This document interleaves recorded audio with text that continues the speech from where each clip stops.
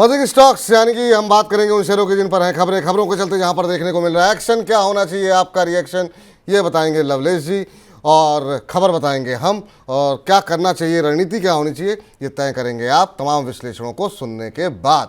चलिए एक एक करके स्क्रीन पर लेकर के आते हैं तमाम शेयरों को। सबसे पहले बात करते हैं हीरो मोटोकॉर्प। जी हाँ, इस गिरते बाजार में अगर रफ्तार कोई ऑटो क्षेत्र का शेयर दिखा रहा है तो वाकई में वो हीरो मोटोकॉर्प है। शानदार नतीजे, चौथी तिमाही मुनाफा 18% बढ़ा और ये बढ़ के रहा है 1016 करोड़ रुपए। वहीं कंपनी की अगर हम आय की बात करें तो इसमें भी 14% का इजाफा देखने को मिला और ये रही है 9519 करोड़ रुपए के आसपास। इसके अलावा अगर आपको बता दें कि कंपनी ने जो अब तक एक तिमाही के अंदर अब तक का अपना उच्चतम आय और मुनाफा दर्ज किया है किसी भी तिमाही के अंदर। चौथी तिमाही में कंपनी ने 13.92 लाख मोटरसाइकिल और स्कूटर बेचे हैं। तो ये तमाम नंबर्स जो है वो ऊर्जा भर रहे हैं हीरो मोटोकॉर्प के अंदर।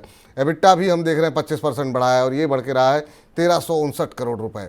उम्मीद से काफ़ी शानदार, उम्मीद से काफ़ी बेहतर नतीजे हीरो मोटोकॉर्प के देखने को मिले हैं और कंपनी ने 40 रुपये पर शेयर का डिविडेंड भी घोषित किया है। इसी के चलते आज हीरो मोटोकॉर्प में हम देख रहे थे कि 5% से ज़्यादा का उछाल जो है देखने को मिल रहा है। इस तरह के शेयरों में बहुत कम ऐसा होता है कि इस तरह की तेज़ी देखने को मिले। हालांकि बाजार की गिरावट के साथ ऊपरी स्तरों से ये भी फिसला है, लेकिन फिर भी 3.5% के आसपास की मजबूती अभी मौजूदा भाव पे भी देखने को मिल रही है।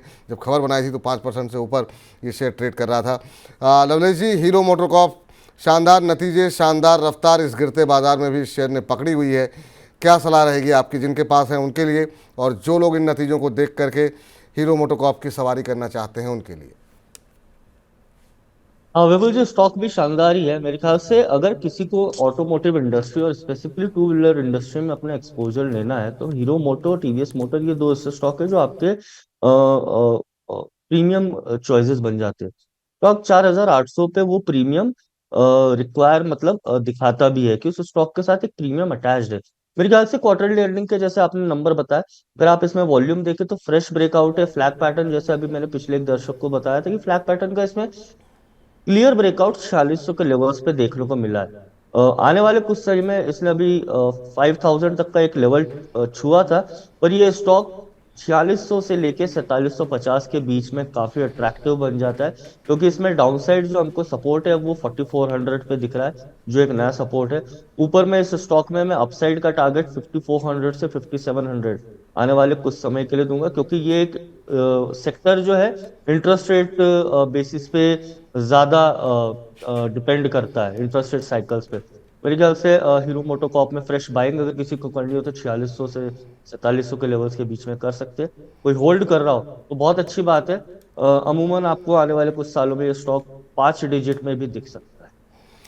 5 डिजिट में भी दिख सकता है। चलिए अगली कंपनी लेकर के आते हैं जहां पर ऑटो की जैसी रफ्तार देखने को मिल रही है, और वो है क्षेत्र रेलवे क्षेत्र का।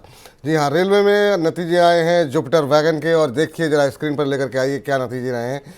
चौथी तिमाही में कंपनी का मुनाफा दोगुने से ज़्यादा बढ़ा है। हाँ जी हाँ, और इस पर जो है रिकमेंडेशन जो है हमारे यहाँ चुन चुन के सेगमेंट में निकल करके आई थी, और अरुण केजरीवाल जी ने यहाँ पर खरीदारी की सलाह दी थी। चौथी तिमाही में मुनाफा करीब 40.78 करोड़ रुपए से बढ़ करके 104.22 करोड़ रुपए रहा है। आय भी हमने देखा कि अच्छी खासी बढ़ी है और ये 712.71 करोड़ से बढ़ करके 1121.34 करोड़ रुपए रही है। पहली बार किसी तिमाही में कंपनी ने जो है, कंपनी की आय जो है वो 1100 करोड़ रुपए के पार हुई है। तो शानदार नतीजे देखने को मिले हैं। रेलवे से, रक्षा क्षेत्र से तमाम अच्छे खासे बड़े ऑर्डर मिले हैं और उम्मीद से बेहतर नतीजों के चलते एक समय ये शेयर जो है करीब 9% से ज़्यादा की मजबूती दिखा रहा था। हालांकि अब जो है ऊपरी स्तरों से काफ़ी करेक्ट हुआ है, लेकिन फिर भी 426 का लेवल यहाँ पर देखने को मिल रहा है। 440 445 का लेवल भी जो है इसने तोड़ा हुआ है। सर, लंबे समय से 400 इसके लिए एक बड़ी जो है एक तरीके से रुकावट बना हुआ था, उसके ऊपर ज़्यादा था फिर नीचे आता था। क्या इस बार ये ब्रेकआउट आपको कोई मजबूती दिखा रहा है? नतीजों पर आपकी टिप्पणी और चार्ट्स पे कैसा लग रहा है जुपिटर वैगन फ्रेश बाइंग के लिए? ये ऑब्वियसली नतीजे अच्छे हैं। कंपनी ने पहली बार 1100 करोड़ के ऊपर का तिमाही में फिगर क्रॉस करा है। दूसरी बात ये कि रेलवे एक पर्टिकुलरली एक लॉन्ग टर्म विजन के साथ ट्रेड करने वाला सेक्टर बन जाता है, सिंपली कि इसमें हम 15% की ग्रोथ देख रहे हैं 2029 तक।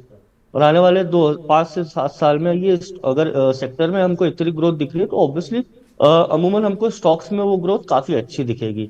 जुपिटर वैगन्स के साथ तकलीफ ये है कि 2023 सितंबर से ये कंसोलिडेशन में, और होना भी चाहिए, सिंगल डिजिट स्टॉक था। 4 साल में ऑलमोस्ट 8 रुपए से 400 रुपए आ गया है, तो स्टॉक कंसोलिडेशन में अभी भी अच्छा बाय है। पर मैं सलाह दूंगा, अगर आपको ये 380 370 के लेवल्स के आसपास दिखे, तो इसमें और फ्रेश बाइंग कर सकते हैं। आपका नजरिया थोड़ा सा लंबा रखे, स्टॉक में कोई सी भी गिरावट पे बाय अपॉर्चुनिटी बन सकती है। मेरे लेवल्स इस स्टॉक में नीचे की तरफ 380, 380 से 370 के रेंज है, जहां पर आप बाय कर सकते हैं। ऊपर में स्टॉक में टारगेट अपसाइड खुले हैं, 520, 540, अल्टीमेटली 590 तक के अपसाइड टारगेट्स स्टॉक में है।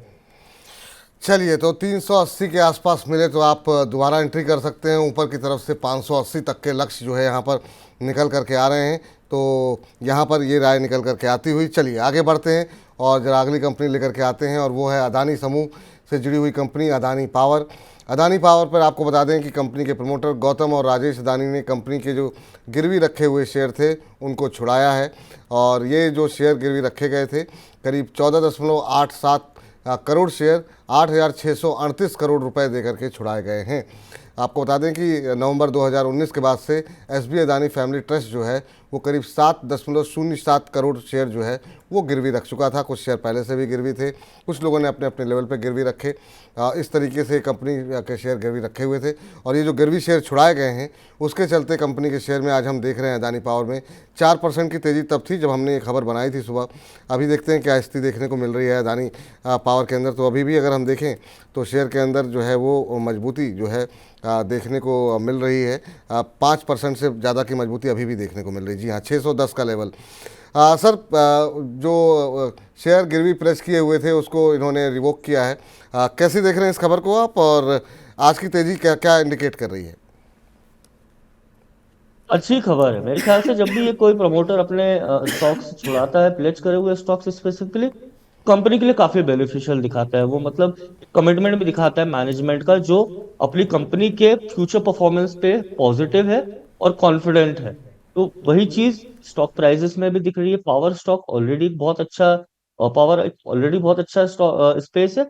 और दूसरी बात की, ये स्टॉक अपने 2010 के लेवल्स के ऊपर ही ट्रेड कर रहा है। कंटिन्यूसली एक फॉल जो आई थी उसको स्टॉक ने with in a year recover करा है, और अब उच्चतम स्तर के आसपास ही पिछले कुछ महीनों से ट्रेड भी कर रहा है। आज जो ब्रेकआउट हुआ काफी पॉजिटिव है।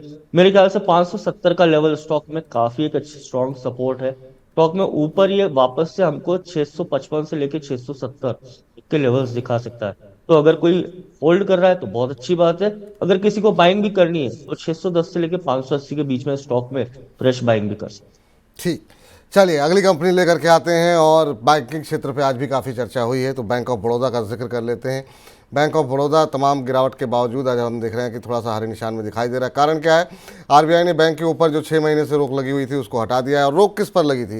रोक लगी हुई थी जो कंपनी का ऐप है बीओबी वर्ल्ड, उसके ज़रिए ग्राहकों को ये नहीं जोड़ सकती थी। ग्राहकों को जोड़ने अब जो है वो जोड़ सकेगी।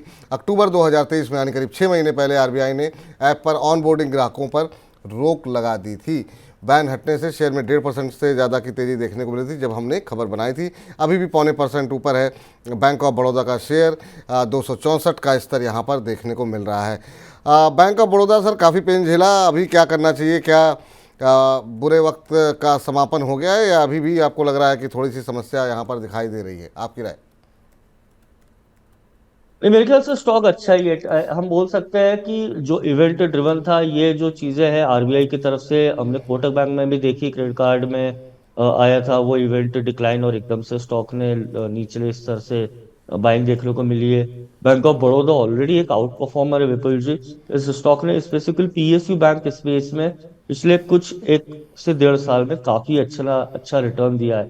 ठीक है, स्टॉक कंसोलिडेशन में है मार्च 2024 से, पर मेरे ख्याल से बैंक ऑफ बड़ौदा अभी भी फेवरेबल स्टॉक रहेगा। कोई भी पीएसयू बैंक की बात करें तो नीचे में मेरे ख्याल से 250 से 252 के लेवल्स पर फ्रेश बाइंग वापस से आ सकती है इस स्टॉक में। ऊपर में एक बार ये 285 का लेवल तोड़ता है तो 315 तक के स्टॉक में हायर टारगेट्स देखने को मिल सकते हैं। मेरे ख्याल से इस बैंक में न्यूज ठीक है नेगेटिव हो, पर प्राइस हमें बोलता है कि ये स्टॉक आने वाले टाइम में आउट परफॉर्म करते रहेंगे। ठीक है सर। अब जरा लेकर के आते हैं एसकेएफ इंडिया को। यहाँ पर भी रिजल्ट से जुड़ी हुई खबर है और एसकेएफ इंडिया के जो नतीजे रहे हैं वो भी उम्मीद से बेहतर रहे हैं। मुनाफा करीब 42.5% बढ़ा है और ये बढ़ करके 175.23 करोड़ रुपए रहा। कंपनी की आय पर नजर डाल लेते हैं तो इसमें भी करीब करीब 10% का इजाफा रहा। 1203 करोड़ रुपए के आसपास कंपनी की आय रही, लेकिन मार्जिन्स काफ़ी सुधरे हैं कंपनी के। एबिट्टा जो है वो 28.25% करीब बढ़ा है और ये 213.3 करोड़ रुपये रहा है।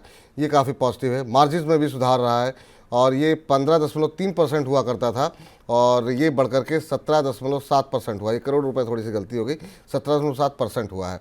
और इतने शानदार नतीजों के चलते जब हमने खबर बनाई थी तब इसमें जो है करीब 6% के आसपास की मजबूती एसकेएफ में देखने को मिल रही थी और अभी अगर हम देखें तो इस शेयर में करीब 6.25% की तेज़ी देखने को मिल रही है। 4,881 का स्तर देखने को मिल रहा है इस शेयर के अंदर। और अगर पिछले 1 महीने की बात करें तो करीब 8% के आसपास का रिटर्न यहाँ पर आया है। सर क्या सलाह रहेगी? पिछले 6 महीनों में थोड़ी सुस्ती यहाँ पर रही है, 4-5% का ही रिटर्न देखने को मिला है। इनफैक्ट पूरे साल में 16-17% चला है, लेकिन ये रिजल्ट्स क्या आपको लगता है कि ये जो दायरा है उससे बाहर निकालने में कामयाब होंगे?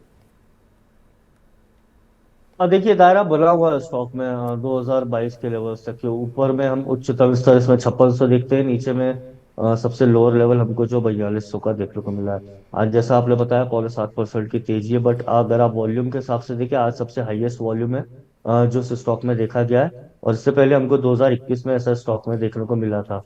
मेरे ख्याल से स्टॉक में थोड़े से लिक्विडिटी इश्यूज भी है। 6 लाख का वॉल्यूम आज है, पर यूजुअली आप देखेंगे तो स्टॉक में 4,000 से 3,500 तक का एवरेज वॉल्यूम रहता है। तो अगर कोई निवेशक है उनके लिए मैं सजेस्ट करूंगा, पर आज नहीं। स्टॉक में अगर आपको नीचे में 4650 से लेके 4550 तक मिलता है, वही इसमें निवेश करें और आपका नजरिया थोड़ा लंबा होना चाहिए। अगर आप शॉर्ट टर्म ट्रेडर है तो मेरे ख्याल से इसको अवॉइड करना चाहिए। स्टॉक में ऑलरेडी एक इवेंट आ चुका है, लंबा अच्छा खासा गैप है। स्टॉक में वापस से 4650 की 1 तक की गिरावट आ सकती है। तो शॉर्ट टर्म ट्रेडर है तो मैं आपको अवॉइड करने की सलाह दूंगा कि स्टॉक में वॉल्यूम यूजुअली बहुत ड्राई रहता है। अगर आप निवेशक हैं तो स्टॉक में बिल्कुल एक लंबा नजरिया लेकर बाय कर सकते हैं 4650 के लेवल्स के आसपास। ठीक सर, ये राय निकल करके आती हुई और इस बीच इसी के साथ बजिंग स्टॉक्स में फिलहाल इतना ही।